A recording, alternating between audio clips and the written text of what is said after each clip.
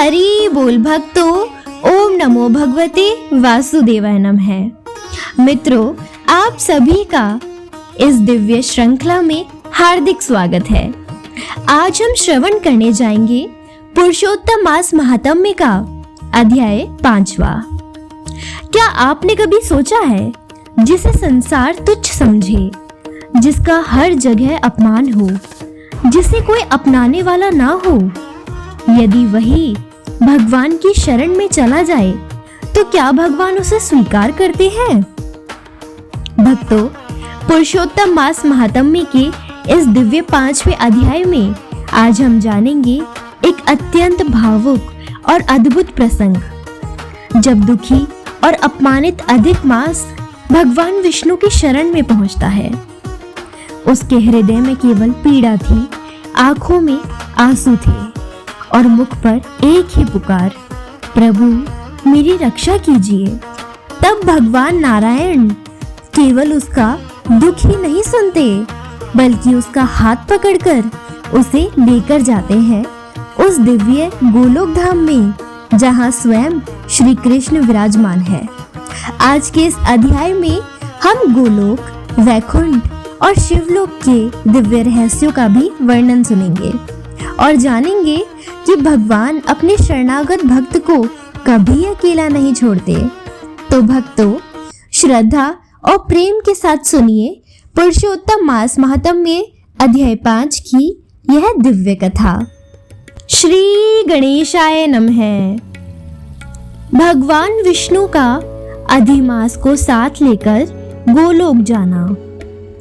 नारद जी नारायण से कहने लगे, हे महाभाग, हे तपोनिधे, अपने चरणों के पास पड़े हुए अधिमास के वचन सुनकर हरि भगवान उससे बोले, हे निष्पाप नारद जी, हरि ने जो अधिमास से कहा सो मैं कहता हूँ, सुनो। हे मुनि श्रेष्ठ, तुम धन्य हो जो मुझसे श्रेष्ठ कथा पूछते हो।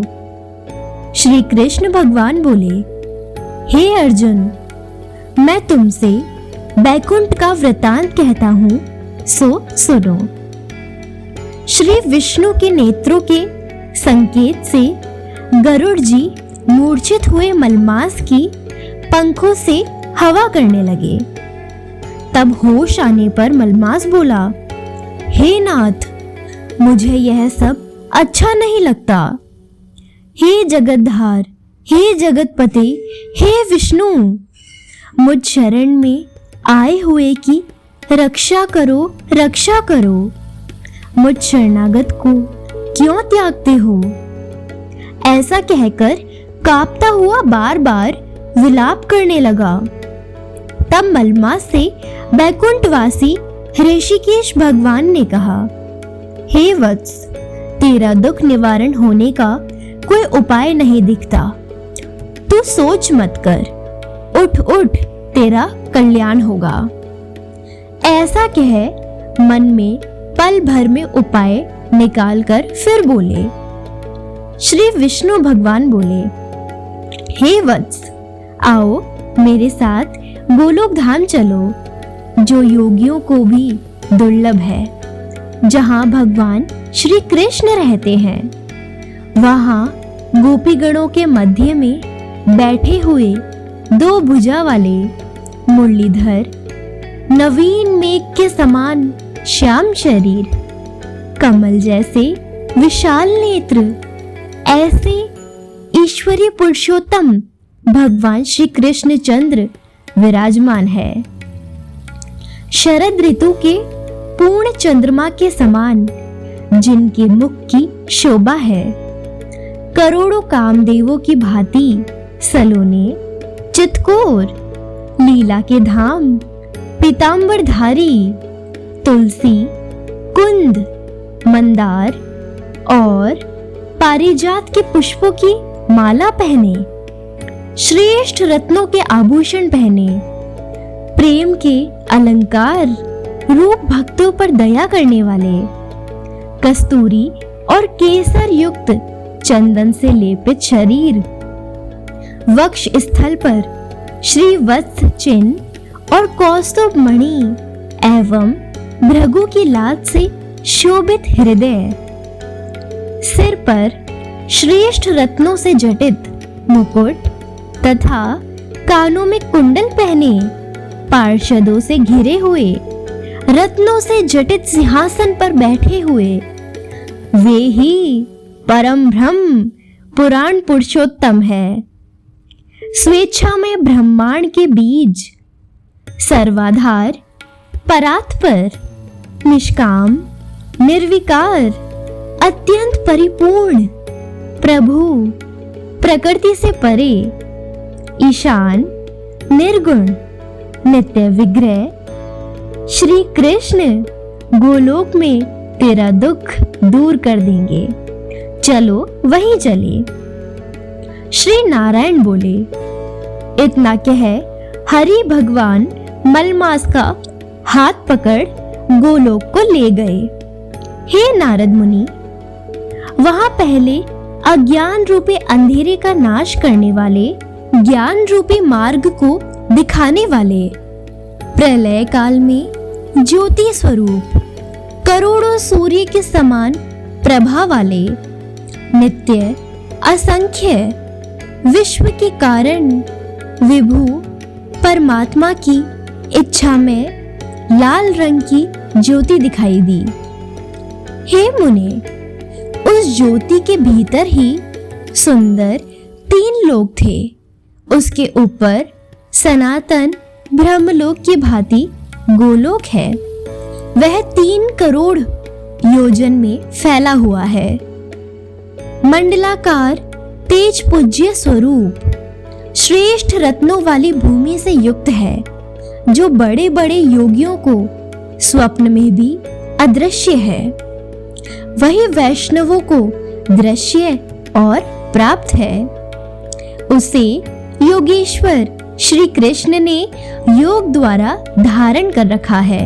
ऐसा श्रेष्ठ गोलोक अंतरिक्ष में स्थित है और आदि मानसिक चिंता, व्याधि, शारीरिक रोग, बुढ़ापा, मृत्यु, शोक, भय आदि से रहित है। बहुमूल्य रत्नों से जटित करोड़ों मंदिरों से सुशोभित है। उस गोलोक के नीचे दाहिनी ओर बैकुंठ लोक है और बाईं ओर बैकुंठ के समान ही आकार वाला शिवलोक है। बैकुंठ का फैलाव 1 करोड़ योजन में है और उसका आकार, जिसमें करोड़ योजन लंबा और मंडलाकार है, वहां पीले वस्त्रों से शोभायमान वैष्णव जन रहते हैं। वे वैष्णव शंख, चक्र, गदा और पद्मधारी लक्ष्मी जी के साथ चतुर्भुज रूप में रहते हैं और बैकुंठ की स्त्रियां लक्ष्मी जी के समान सुंदर है।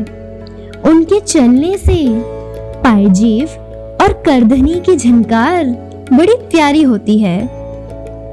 गोलोक के बाईं ओर जो शिवलोक है, वहां प्रलय नहीं होता और सृष्टि काल में पार्षद लोग रहते हैं। वह 1 करोड़ योजन में फैला हुआ है। वहां महादेव जी के गण सारे शरीर में भस्म रमाए, सर्पों के जनों पहरे, ललाट पर अर्धचंद्र धारे, हाथ में शूल, पट्टिश लिए, जटाओं में गंगा धारण किए हुए 3 नेत्र वाले पराक्रमी शूरवीर रहते हैं। गोलोक में निरंतर परमानंद कारक परम हर्ष को करने वाली अत्यंत मनोहर एक महान ज्योति है। उस ज्योति में अत्यंत सुंदर एक रूप है, जो नील कमल के समान श्याम वर्ण, कमल के समान लाल नेत्र, आनंद जनक, निराकार, परे से भी परे, जिसका योगी जन अपने ज्ञान चक्षुओं से निरंतर ध्यान करते रहते हैं। करोड़ों शरद ऋतु के पूर्ण चंद्रमा के समान अत्यंत दीप्तिमान मुख, करोड़ों कामदेव के समान सुंदर लीला के स्थल, दो भुजाधारी मुरलीधर, मधुर मुस्कान युक्त, पीले वस्त्र पहने, श्री वत्स चिन्ह, भृगु की लात और कौस्तुभ मणि से सुशोभित हृदय, करोड़ों श्रेष्ठ रत्नों से जटित मुकुट और कंकणों से शोभित रत्नों के सिंहासन पर बैठे हुए, तुलसी, कुंद, मंदार, परिजात और चंपा के फूलों की माला से शोभायमान है।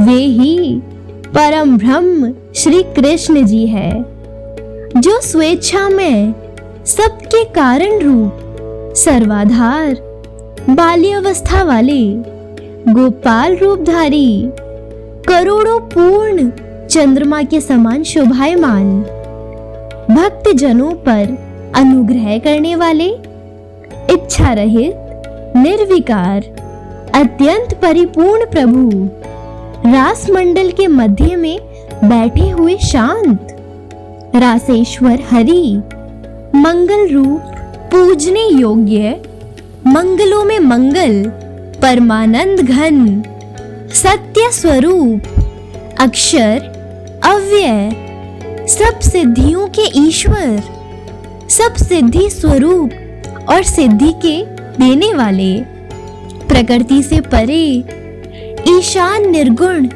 नित्य विग्रह, सबके आदि पुरुष, अव्यक्त इंद्र आदि देवों द्वारा स्तुति किए गए, नित्य स्वतंत्र, एक परमात्मा स्वरूप, शांति परायण, ऐसे प्रभु का शांत स्वभाव वाले वैष्णव जन ध्यान करते हैं।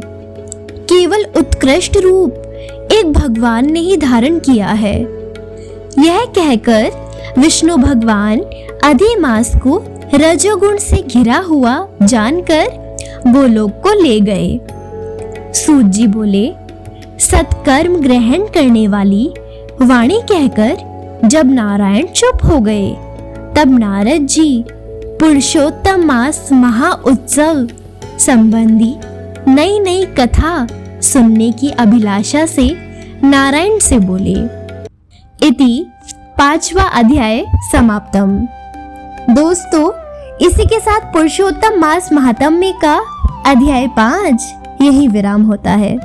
भक्तों, आज के इस अत्यंत भावुक अध्याय से हमें यह सीख मिलती है कि भगवान के द्वार से कभी कोई दुखी भक्त खाली नहीं लौटता। अधिक मास को संसार ने ठुकराया, उसका अपमान किया, लेकिन जब वह सच्चे मन से भगवान विष्णु के शरण में पहुंचा, तो प्रभु ने केवल उसका दुख ही दूर नहीं किया, बल्कि उसका हाथ पकड़कर उसे गोलोक धाम तक ले गए। यही भगवान की सबसे बड़ी करुणा है। वह संसार की तरह केवल बाहरी रूप ही नहीं देखते, बल्कि भक्त के हृदय का दर्द देखते हैं। इस अध्याय में हमने गोलोक, बैकुंठ और शिवलोक की दिव्य महिमा का भी वर्णन सुना, जिससे यह समझ आता है कि भगवान का धाम केवल स्थान नहीं, बल्कि अनंत शांति, प्रेम और भक्ति का स्वरूप है। यदि मनुष्य सच्चे हृदय से भगवान की शरण में चला जाए, तो उसके जीवन का अंधकार भी धीरे धीरे समाप्त होने लगता है। तो भक्तों, यदि आपको यह दिव्य कथा अच्छी लगी हो तो वीडियो को लाइक करें, चैनल महाकाल कन्या को सब्सक्राइब अवश्य करें और कमेंट में लिखें जय श्री हरि विष्णु। मिलते हैं दोस्तों अगले अध्याय के साथ। तब तक के लिए ओम नमो भगवते वासुदेवाय नमः। जय श्री महाकाल।